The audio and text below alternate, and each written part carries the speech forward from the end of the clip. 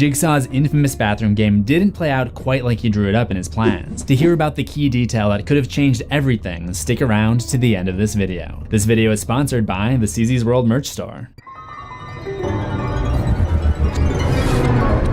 Welcome to another episode of Things You Missed. This week, I want to play a game. So we'll be covering the first major motion picture from James Wan. I feel like I've talked a lot about Wan's work here on the channel, and I have talked about his franchises before, but this is actually the first time I've done a Things You Missed specifically on a film that he directed. So the clock is ticking, let's let the game begin. The first item of note comes in before the movie even starts when we see the Twisted Pictures logo animation. The company was started in order to produce Saw, and the intro is inspired by the razor wire trap, which is the second trap in the movie, where a man named Paul is asked to climb out of a cage riddled with barbed wire and cut himself in order to escape. The movie itself opens by showing us a little light floating around in the bathtub. We don't know what it is yet, but if you look very closely, it's attached to the key to Adam's shackle, which goes down the drain, which opens up when he wakes up in a panic. In Saw 3, we find out that it was Amanda who placed the key there, and I think she was supposed to put it somewhere else to give Adam a chance to get it. This means that the game was designed with the possibility of Adam being able to walk freely around the bathroom, and there's more evidence of this later on. Dr. Gordon is already awake at the beginning of the movie, and he demonstrates the reason that Jigsaw tested him, his lack of passion for life, in his opening dialogue. You're not dead. Who's that? No point in yelling. I already tried. He sounds defeated. He sounds like he doesn't care if he lives or dies. The goal of Jigsaw's game was basically to change that, to enlighten these prisoners on the joys of life. To symbolize this enlightenment, we see a big booming shot of the overhead lights, literally turning on above them. This would also allow the glow-in-the-dark paint to begin to charge. The bathroom itself is very strange. It's a dilapidated men's room, but with no dividers. It looks commercial. There are multiple toilets, sinks, and showers, so the inclusion of a bathtub is strange. I think the bathtub represents Jigsaw's idea of rebirth. Adam awakes from it and is thrust into the cold reality of the bathroom, just as we are born from the womb into the harsh actuality of our world. We later learn that the bathroom is located in a tunnel network underground. John was once an engineer for low-income living solutions, so I wonder if the bathroom was once part of some kind of communal shelter. However, the sign seen in the tunnels at the end of the movie says "Caution, raw sewage," so perhaps the bathroom was connected to some kind of sewage treatment center. When Adam first noticed John hiding in plain sight, pretending to be dead, he ironically makes an observation. First dead body I've ever seen. Different in real life. They don't move. Which is a nice touch considering what happens in the final scene and really adds to Adam's sense of terror. After beginning to solve the clues of the game, Adam obtains the tape recorder and puts in his tape. If anyone ever uses the excuse, it's just a game, I'm gonna lose my mind. I'm gonna lose, like, are you kidding me? You're so stupid. And anyone that ever uses the excuse it's just a game is a horrible human being and is lazy. I don't get it. There is a little clue left on Dr. Gordon's tape about the identity of Jigsaw. Let's roll that clip. Left to do. You shoot yourself.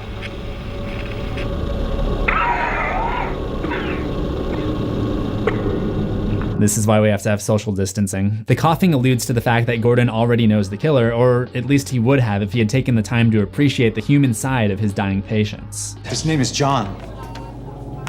Dr. Gordon. He's a very interesting person. The other clue whispered at the end of the tape, "Follow your heart," leads Adam to find the hacksaws. As the audience, we can see that there's something else in the bag, the photos that Adam had taken of Dr. Gordon, but Gordon himself cannot see them. Gordon eventually realizes that he and Adam may have been placed in the bathroom by Jigsaw, the unknown serial killer that Dr. Gordon was once a suspect for. The cops who questioned him are Steven Singh and David Tapp, and we see a flashback of their first encounters at Jigsaw crime scenes. They're introduced to the remains of Paul by Allison Carey. One thing that I found interesting is that her badge says she's the deputy coroner. In Saw 2, she's a homicide detective for the newly formed serial killer task force, so that tells me that the loss of Detectives Singh and Tapp resulted in her getting a promotion. There's also some important information on the evidence bag telling us the date that Paul was found was March 19th, 2004. This is shortly before a 6-month time skip, which lands the date of the bathroom game somewhere in October of 2004, which is also when Saw was released. We're first introduced to who John Kramer actually is in Gordon's flashback at the hospital, and John has openly displayed his design sketch for the reverse bear trap on the table. Just like for anyone to see while he's asleep, I guess. I mean, if you're gonna be a serial killer, maybe don't do that, but just a suggestion, if you do, you might want to hide the evidence just a little bit. I mean, there's also a green X on the opposite page, perhaps symbolic of the X marks the spot from the bathroom game. Gordon ends up being cleared as a suspect, but sticks around to hear the testimony of the first survivor, Amanda, who tells the story of how she woke up in a room and a tape started playing. Hello, Amanda. The upcoming 9th movie is called Spiral, and the name draws inspiration from the spirals on the cheeks of Billy the Puppet, and later the large spiral seen in John's workshop at the Mannequin Factory. The spiraling camera movement when John is first shown on screen, you know, the one where he's pretending to be dead, could also be a connection. In my Spiral trailer analysis, I talked about how I think the spiral could be kind of like a new religious icon that John is inventing, but I guess we'll have to find out when the movie comes out. When Amanda goes to try to retrieve the key to the reverse bear trap, there's a secret message from Jigsaw hidden on the wall. If you pause at just the right moment, you can read it.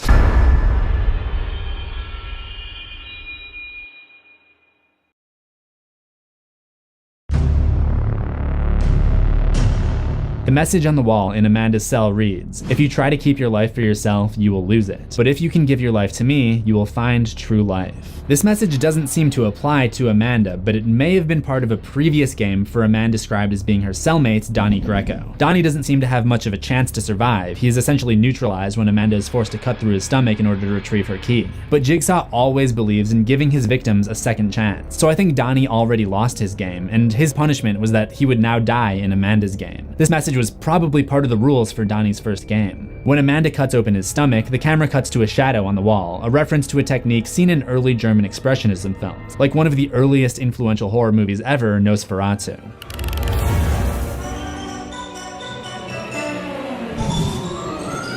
I should also note that many of the stylish techniques used in Nosferatu were done to save money, as Germany was still picking up the pieces from World War I at the time that it was made. Saw was also made for a very low budget, but rather than picking up the pieces from World War I, the producers of Saw were picking up the pieces of a second mortgage that they had to put on their production headquarters, and luckily for them, Saw ended up being very successful and spawning many sequels. While those sequels may not have been planned from the beginning, I'd still like to point out something that I found interesting about Lawrence Gordon's home. This will contain spoilers for the series, so skip ahead 20 seconds if you haven't seen the rest of the movies. Gordon has this clock in his living room with these little ornaments that look vaguely like jigsaw puzzle pieces. This gear could also represent the idea of mechanical engineering. As you may know, Jigsaw was once a civil engineer, and I like to think that these could be little clues that Lawrence Gordon would one day make the perfect successor to Jigsaw. There are clocks all over Gordon's house, including both an hourglass and analog clock on his desk, and that all ties into part of the reason behind Jigsaw's work: time. All of this starts when John finds out from Dr. Gordon how much time he has to live. When he learns that, he learns how valuable his time on Earth really is. Back in the present, at the bathroom, Dr. Gordon tells Adam about his favorite picture of his family, which all three of them are in, rare because someone usually has to take the photo. The shot is missing from his wallet, but I think we actually do see it in his living room if you pause during the chase at the end of the movie. I mean, it makes sense considering that this family just seems to keep reusing the same few photos all over the place, over and over and over.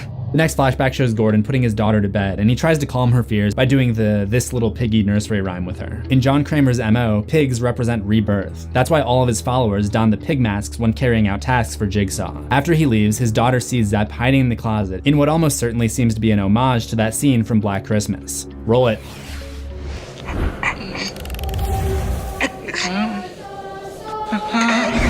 Meanwhile, Detective Tapp has been unable to accept Lawrence Gordon's innocence even after the doctor provides an alibi, and spies on him from a messy apartment across the way. What I cannot answer is why Detective Tapp has Amy's coffee though. What have you done to Amy, Detective Tapp? What are you doing to them, you bastard? Yeah, the apartment is a mess, and the walls are covered in reconnaissance photos of the doctor and newspaper headlines about the Jigsaw murders. Surprisingly, none of the names or authors mentioned in these articles are Easter eggs or references to anything. There is one connection that would be made retroactively when Saw the video game was released in 2009. The author of this article is Oswald McGillicuddy, a name that was given to the journalist character that you save in the game, although the game is not considered canon. The actual contents of the article, as we often see in movies, have nothing to do with the headline. This one's about a toy called Goofy Clay that exploded and destroyed a trailer home in Reno. The only other semi-interesting tidbit I found about these headlines was this article, which references Stanley Kubrick's 2001: A Space Odyssey, which doesn't really have anything to do with Saw, but is just a well-respected movie in general. There would be a more meaningful reference shortly after, when Singh and Tapp discover the location of Jigsaw's hideout. The map they use doesn't seem to correlate to any real-world locations that I could find on Google Maps, but they end up determining that the fire alarm heard in the tape must have been from an emergency at 213 Stygian Street. Stygian Street is a reference to James Wan's first independent film, Stygian, and the address number, 213, is a reference to the area code of Lacey Production Center, where Saw was filmed. When they arrived there, the workshop contained a miniature version of the bathroom, but Dr. Gordon's shackle is replaced with an electrical wire, which is connected to this battery. This is perhaps our first clue about the electric shock component connected to each of their chains. Jigsaw first used this on Adam to ensure that he wasn't cheating.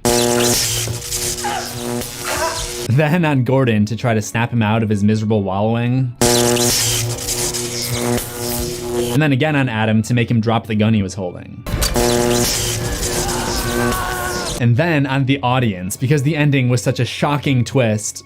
Yeah, okay, I'll go off myself for that pun. John's Workshop also provided another clue about the true method that Adam could have used to win and survive the bathroom game.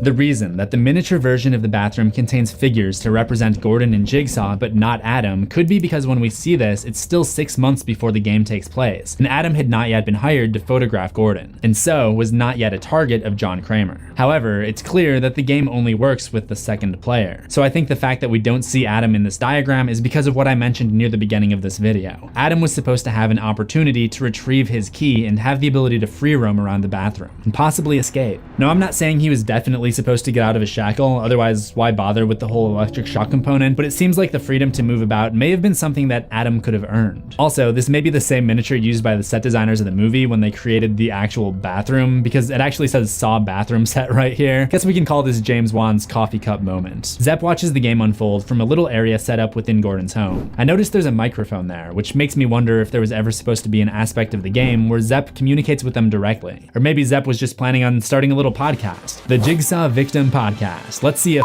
can top that, Bobby Dagan. Zepp watches as Gordon discovers the hidden box containing the phone, causing him to remember the night that he was captured, and every time I watch it, it makes me crazy. I mean, why would Adam, who is trying to secretly spy on Dr. Gordon, use the flash while taking photos of him? I mean, that makes no sense. That's just the dumbest thing I've ever seen. I'm sorry, but you're an idiot, Adam. You're an idiot. You know who I am. Lawrence becomes more and more suspicious of Adam's secrets, and rightfully so, and asks what else he may be hiding. Well, let's see. On my 6th birthday, my best friend at the time, Scott Tibbs, stabbed me with a rusty nail. I didn't tell you about that. Now on the DVD for Saw 2, there's a bonus video called the Scott Tibbs documentary, which is a found footage short created by Scott. I had to find out more. So I acquired this sweet little camera, and I'm making my own documentary about this sick f***er. Scott Tibbs style, baby. Yeah, it's not very good. Okay, it's kind of one of the most embarrassing things I've seen a professional film studio put out, and it's considered to be non-canon to the Saw story. But I did want to bring it up because the character Scott himself is still canon, and there will be more references to him in future Things You Missed episodes. When it comes down to the end of the game, Lawrence finally caves in, saws off his foot, gets the bullet and the gun, but decides to try the play dead trick with Adam one last time. This attempt was a little bit smarter because it didn't require any acting ability on Adam's part. We all know how that turned out last time.